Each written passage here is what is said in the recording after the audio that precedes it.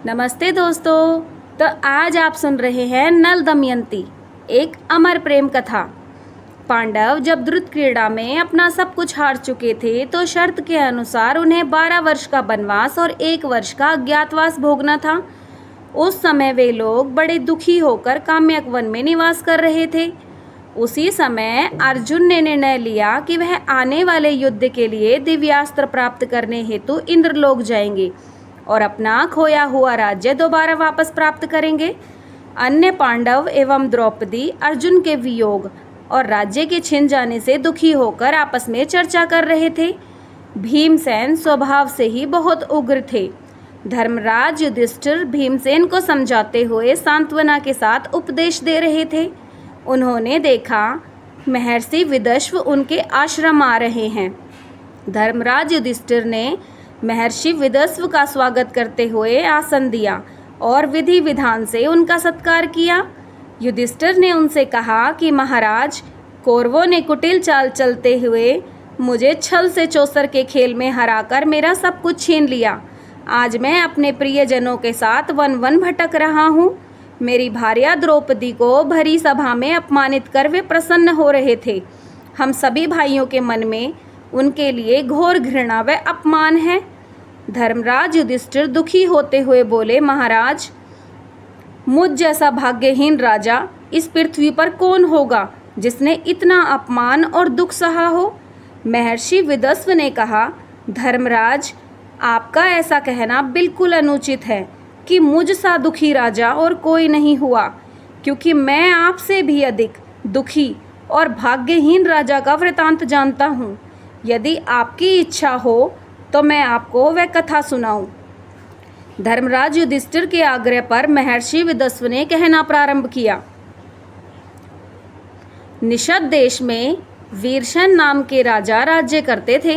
उनका एक पुत्र था नल। नल बड़ा ही गुणवान, वेदज्ञ, सत्यवादी, परम सुंदर, अस्त्र शस्त्र की विद्या में निपुण ब्राह्मण भक्त था। वह एक वीर योद्धा और पराक्रमी युवराज थे। नल को कभी कभी जुआ खेलने का भी शौक था। उसी समय विदर्भ में भी एक पराक्रमी सर्वगुण संपन्न राजा भीम राज्य करते थे। उन्होंने दमन ऋषियों को प्रसन्न किया और वरदान स्वरूप उन्हें 4 संतानें प्राप्त हुई, जिनमें 3 पुत्र व 1 पुत्री थी। पुत्रों के नाम थे दम, दांत और दमन, और पुत्री का नाम दमयंती रखा गया। दमयंती लक्ष्मी के समान रूपवान विशाल नेत्र वाली कन्या थी। पूरे विश्व में देवताओं और यक्षों में भी वैसी सुंदर कन्या देखने को नहीं मिलती थी।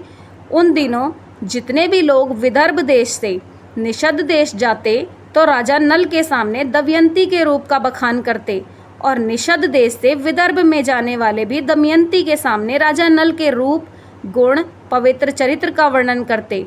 दोनों के हृदय में पारस्परिक अनुराग अंकुरित हो गया।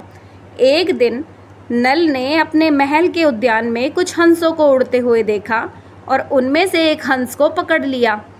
हंस ने कहा कि यदि आप मुझे छोड़ देंगे तो मैं उड़कर दमयंती के पास जाऊंगा और आपके गुणों का ऐसा वर्णन करूंगा कि वह आपको अवश्य वर के रूप में स्वीकार कर लेगी।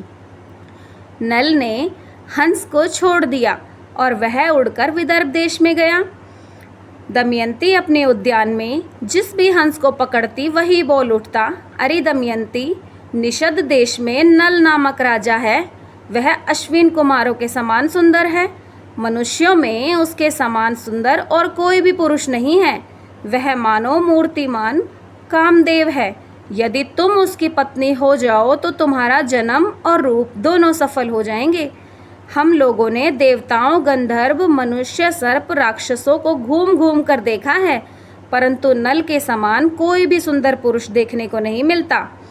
जैसे तुम स्त्रियों में एक रत्न हो, वैसे नल पुरुषों में एक भूषण है। तुम दोनों की जोड़ी बहुत ही सुंदर होगी।